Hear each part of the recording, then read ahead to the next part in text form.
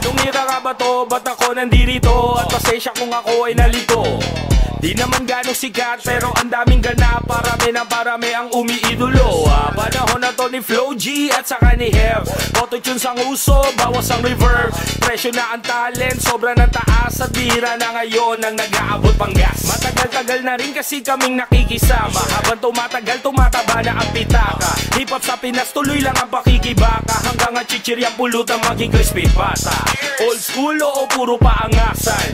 New school o puro payamanan? Nagulat sa pagbalik ng aking kamalayan. Tumatanda lalong minamahal ang karamihan. Wala pa na patunayan, labo lang hindi kinakalawan. Nakapunta pangalan sa larangan, mga katibayan kaliwat kanan. Wala nang dapat pa na patunayan, labo lang hindi kinakalawan. Nakapunta pangalan sa larangan, mga katibayan kaliwat kanan. Wala na. Doon sa inyo lang.